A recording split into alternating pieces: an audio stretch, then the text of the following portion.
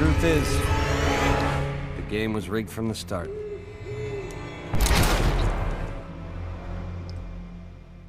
I don't know what happened in the marketing meeting for this game.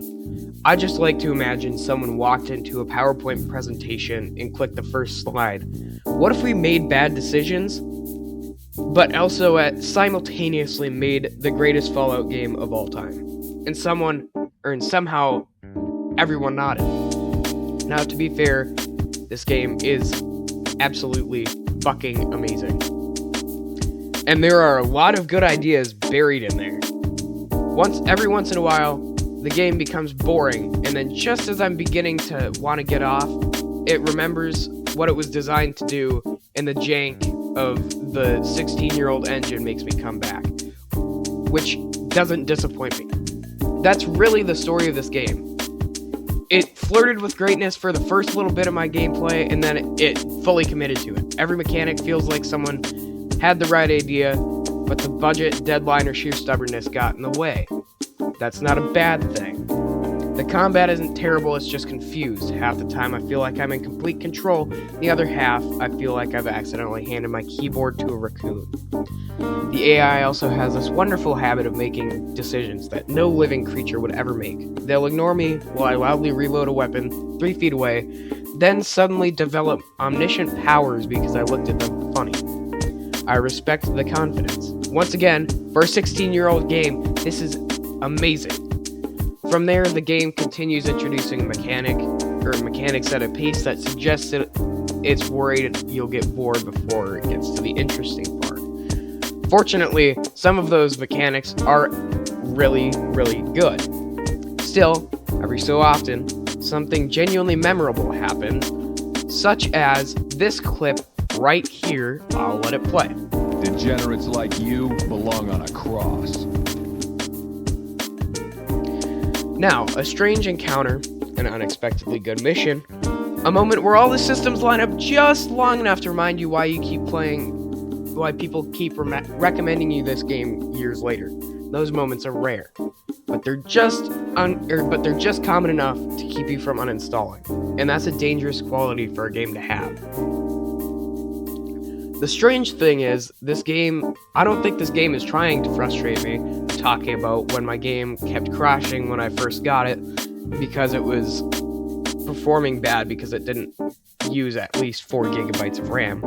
So I had to buy all the DLCs just so that I could, have the game run good, because I could mod it then.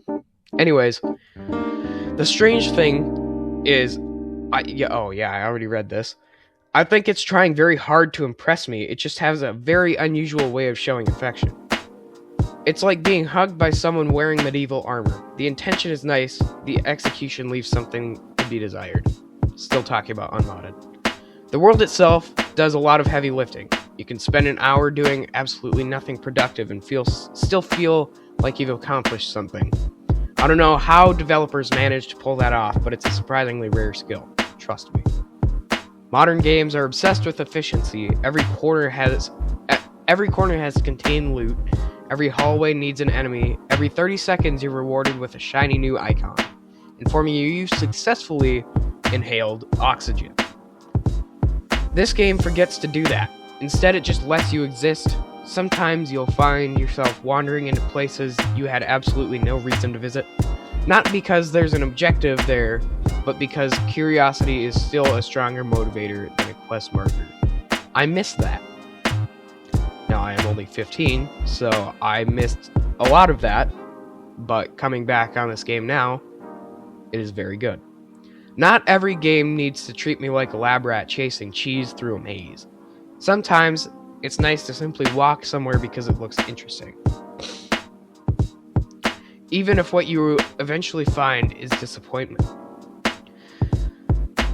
At least, interesting disappointment. Then there's the progression system.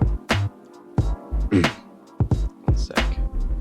I never quite figured out whether I was becoming stronger or simply becoming more stubborn. Eventually, every fight starts feeling easier, but I honestly can't tell if that's because my character improved or because I finally accepted that running away is a perfectly valid strategy. especially late game. Games don't talk about strategic cowardice. It's an underrated mechanic. Visually, the game has a habit of surprising you. Not with graphical fidelity. That ship sailed years ago. But with composition. Every now and then you'll turn a corner and accidentally stumble across a view that looks like someone actually cared where they placed things. It's a small detail, but small details tend to be the ones that stick with you. The soundtrack follows a similar philosophy. It's not trying to dominate every moment. It quietly hangs in the background, occasionally reminding you that silence can be just as effective as orchestras. I appreciate the restraint. Games are loud enough already. Once I kept noticing how often I found myself creating my own entertainment, the game would present a perfectly reasonable solution to a problem. Naturally, I'd ignore it. Instead, I'd spend 15 minutes attempting something significantly more complicated for no practical reason. Did it work? Eventually. Was it worth it? Absolutely fucking not. Would I do it again? Without hesitation. That's probably the biggest compliment I can give this game. Definitely not. I wrote this script when I was like 5 hours into the game. It encourages experimentation when experimentation is an objectively horrible idea. Sometimes the funniest moments can happen when something goes wrong. Those moments aren't scripted. They eventually, carefully... Okay, this is going too fast. Somehow those accidents are perfectly memorable. By the end of time with this game, I realized it wasn't the individual missions I was remembering, stories. The time an NPC completely broke, physics gave up, the fight I should have lost but I won, those moments that stick. Not because they're polished, because they're personal. Every player ends up leaving with slightly different memories, and I think that's one of the greatest strengths. Creates opportunities, perfectly choreographed experiences. Sometimes those opportunities lead to incredible experiences, sometimes they lead to terrible. Usually both. So would I recommend it? Probably. Not because it's perfect, but because it redefines the genre. Because games like this are becoming increasingly uncommon. They're rough around the edges, occasionally frustrating, frequently confusing, but underneath all of that is with enough personality to keep you coming back. The kind of game you'll spend hours complaining about, only to launch it again tomorrow. And honestly, I've definitely made the best, worst decisions. This game was made by Obsidian, which is the only reason I like it. Not the only reason. I love it because it's fun.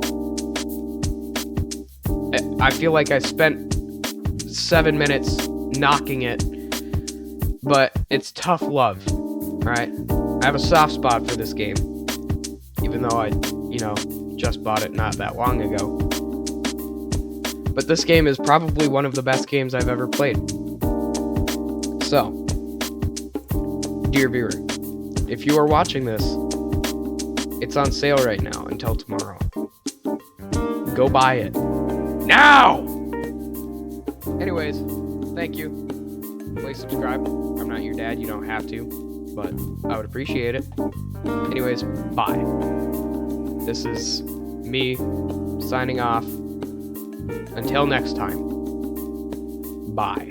For now. Like, for real.